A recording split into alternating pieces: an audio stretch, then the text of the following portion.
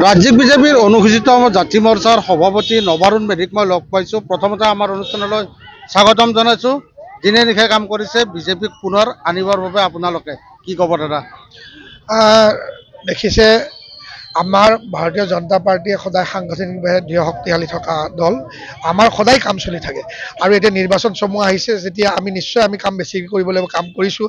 আমাৰ যিখন চৰকাৰে যি দিনে নিশাই ৰাইজৰ কাৰণে কাম কৰি আছে, দিনে নিশাই কাম কৰা যিবিলাক আমাৰ আঁচনি প্ৰচাৰ প্ৰসাৰ কৰিছে, আঁচনিবিলাকৰ ৰাইজে সফল ৰূপায়ণ হৈছে, সেইবিলাকৰ কথা আলোচনা কৰিবলৈ আমি ৰাইজৰ মাজত আছোঁ। আজি দেখিছে ৰাইজ কেনেদৰে ওলাই আহিছে। সকলো ৰাইজে বিজেপিক আশীৰ্বাদ দিয়াৰ কাৰণে ৰৈ আছে। নিৰ্বাচনৰ দিনটোত ৰাইজে এই আশীৰ্বাদেৰে ভোটালৈ ৰূপান্তৰ কৰি আমাৰ পুনৰ অসমত বিজেপি চৰকাৰ আনি নিব আৰু আমাৰ মাননীয় মুখ্যমন্ত্ৰী ডাঙৰীয়াই অসমখনৰ সুৰক্ষাৰ কাৰণে আমি ক'ব নালাগে, আপোনালোকে জানে সকলো দিশত আজি অসমখন সকলো দিশতে উন্নয়ন হৈছে। এনেকুৱা এটা দিশ নাই যিটো দিশত অসমখন পিছ পৰি আছে, যি দিশতে নাচাওক। আজি মেডিকেলৰ ওপৰত মেডিকেল হৈছে, আজি ইঞ্জিনিয়াৰিং কলেজৰ ওপৰত ইঞ্জিনিয়াৰিং কলেজ হৈছে, আজি ছেমি কণ্ডাক্টৰ আহিছে, আজি এইমছ আহিছে, ৰাস্তা ঘাট হৈছে, পানীৰ ব্যৱস্থা হৈছে, বিদ্যালয়বিলাক ইমান ধুনীয়াকৈ ভাল হৈছে। মহিলাসকলৰ কাৰণে মহিলা উদ্যমিতা লাখপতি বাইদেউ হৈছে, CM ট্ৰিপুলে আজি দিছে আপোনালোকে জানে। কৃষকসকলৰ কাৰণে কৃষক সন্মান নিধি হৈছে, ঘৰ পাইছে। সকলো দিশতে এনেকুৱা নহয়, একেবাৰে পাকঘৰৰ পৰা বেংকত যোৱাৰ পৰা বেংকৰ একাউণ্ট খোলাৰ পৰা একেবাৰে আকাশলৈকে সকলো ঠাইতে আমাৰ কেন্দ্ৰীয় চৰকাৰ ৰাজ্য চৰকাৰৰ জৰিয়তে উন্নয়ন হৈছে। আৰু এইটো মই কোৱা কথা নাই, ৰাইজে কৈছে, ৰাইজে দেখিছে। সাধাৰণ ৰাইজৰো কাম হৈছে, দেশৰ সুৰক্ষাৰো কাম হৈছে। আজি যদি আজি ভোটৰদুৱা স্থানত ভোটৰদুৱাত কংগ্ৰেছে কাক বহুৱাইছিলে? ভোট বেংকৰ ৰাজনীতিৰ কাৰণে কংগ্ৰেছে কিছুমান অচিনাক্ত মানুহক বহাইছিলে, কিন্তু সেই বেদখলকাৰীসকলক বেদখল মুক্ত কৰি আজি মাননীয় মুখ্যমন্ত্ৰীৰ নেতৃত্বত কেন্দ্ৰীয় চৰকাৰৰ সহায়ত আজি কি ধুনীয়াকৈ আজি ভোটৰদুৱা স্থান হ'ল। আজি শ্বহীদ স্মাৰক ন্যাস কংগ্ৰেছে শ্বহীদ কৰিছিলে, সেইবিলাক গুলিয়াই গুলিয়াই মাৰিছিলে। আজি শ্বহীদ স্মাৰক নহয়, শ্বহীদসকলক কি ধুনীয়াকৈ সন্মান দিছে। গড়কেইটাৰ কথালৈকে চাওঁ, গড়কেইটা কংগ্ৰেছ থকালৈকে সুৰক্ষিত নাছিলে। আজি গড়েও যদি কয়, গড়েও বিচাৰে যে বাৰ বাৰ বিজেপি চৰকাৰক, কাৰণ কিয় বিজেপি চৰকাৰৰ দিনতে গড় সুৰক্ষিত হৈ আছে। গড়েও কয় আকৌ এবাৰ বিজেপি চৰকাৰ বুলি, যদি গড়ৰ ভাষা বুজি পায়, কাৰণ কিয় গড়ো বিজেপি দিনত সুৰক্ষিত হৈ আছে। মানুহৰ কথাটো নকয়।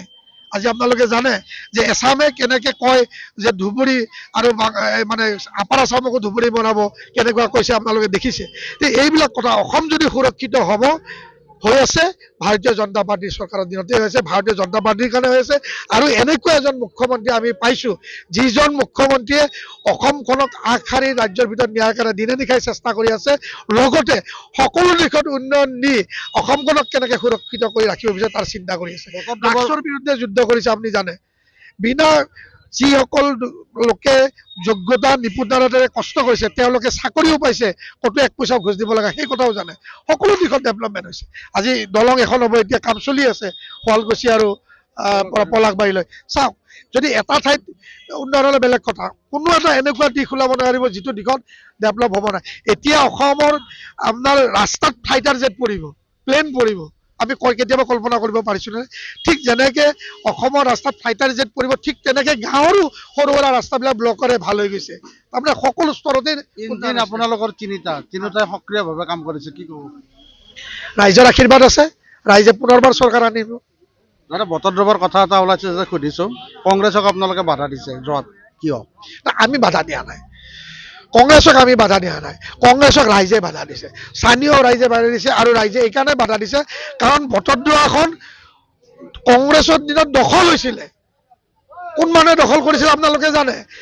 সেইকাৰণে কংগ্ৰেছক আজি সোমাব দিয়া নাই। তাৰ বিপৰীতে আমাৰ চৰকাৰে, আমাৰ মুখ্যমন্ত্ৰী ডাঙৰীয়াই সেই বেদখল মুক্ত কৰি ভোটৰদুৱাৰ স্থানক কলৈকে লৈ গৈছে, ৰাইজে দেখিছে নহয়। সেইকাৰণে তাতে বিজেপিৰ কোনো প্ৰত্যক্ষ হোৱাৰ কাৰণে কৰা নাই, ৰাইজে সেই বিৰোধী আপোনাৰ দিছে, ৰাইজে বিজেপিক মানে আশীৰ্বাদ দিছে। হয়, নিশ্চয় আশীৰ্বাদ দিছে। ৰাইজৰ আশীৰ্বাদৰ ফলতে আকৌ এবাৰ আমাৰ চৰকাৰ হ'ব, হিমন্ত দাদা পুনৰবাৰ মুখ্যমন্ত্ৰী হ'ব। অখিল গগৈক কিয় ভয় কৰে আপোনালোকে? আমিতো অখিল গগৈক ভয় নকৰোঁ। অখিল গগৈক ভয় কৰিবলগীয়া কি আছে? অখিল গগৈক কোনো ভয় কৰিবলগীয়া কথাই নাই, কাৰণ অখিল গগৈ ৰাইজৰ মাজতে নাই। অখিল গগৈ আমি জনামতে এবাৰ নিজৰ সমষ্টিতে হেৰাব। তেওঁ শিৱসাগৰীয়া ৰাইজে অখিল গগৈক বিদায় দিছে, আমি আৰু ভয় কৰিবলগীয়া তেওঁৰ কি আছে? ভাষণতো কৈছে কিবা চুমা পাব বুলি কৈছে। আমি কোৱা নাই, চাওক তেওঁ কৰ্মবিলাকে তেনেকুৱা। ভাষণত মই কোৱা নাই, মই কৈছোঁ যে অখিল গগৈ কলৈকে যায় চাওক। ৰাইজে চিঞৰিছে অখিল গগৈ নহয়, চুমা বাবা, সেইজন চুমা বাবা।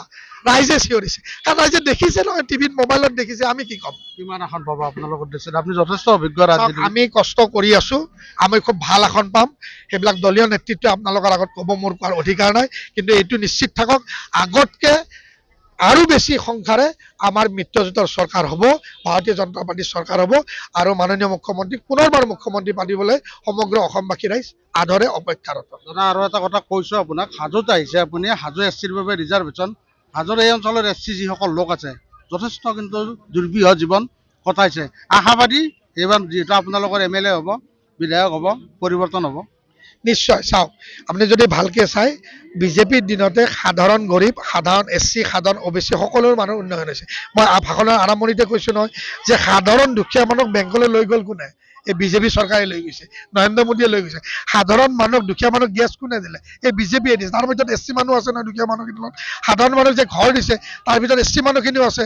সাধাৰণ মানুহক যে গেছ দিছে SC মানুহ আছে। আৰু SC আজি এই গাঁও আগতে কেনেকুৱা আছিল, এতিয়া ৰাস্তা ঘাটবিলাক দেখিছে না, কি ধুনীয়া ৰাস্তা হৈছে। আজি ৰাস্তা ঘাটো ধুনীয়া হৈছে, কিন্তু সামগ্ৰিকভাৱে উন্নয়ন হৈছে, তাৰ ভিতৰত SC মানুহখিনিও আছে। শৰাইঘাটৰ শেষৰণ আপোনালোকৰ যোৱাবাৰ নিৰ্বাচনত আপোনালোকৰ শ্লোগান আছিলে, এইবাৰ কি হ'ব? চাওক, বাৰে বাৰে শৰাইঘাটৰ শেষৰণ হ'ব লাগিব। যেতিয়ালৈকে অচিনাকিৰ মানুহৰ অত্যাচাৰ থাকে আৰু যেতিয়ালৈকে কংগ্ৰেছৰ নিচিনা দলে সেইবিলাক মানুহক গুৰুত্ব দিয়ে, তেতিয়ালৈকে বাৰে বাৰে শৰাইঘাটৰ ৰণ থাকিব। ধন্যবাদ দাদা সময় দিয়াৰ বাবে। নিশ্চিতভাৱে এয়া আছিল ৰাজ্যিক বিজেপিৰ SC মৰ্চাৰ সভাপতি নবাৰুণ মেধি, আচলতে কেইবাটাও গুৰুত্বপূৰ্ণ কথা উল্লেখ কৰিছে। নিশ্চিতভাৱে আমি এই প্ৰতিবেদন আগবঢ়াইছো। কমেই নাকাৰে নবাৰুণ মেধিয়ে দাবী কৰা সকলোবোৰ কথা সঁচা নে মিছা, সেয়া কমেই নাকাৰে আপোনালোকে আমাক জনাব। হয়।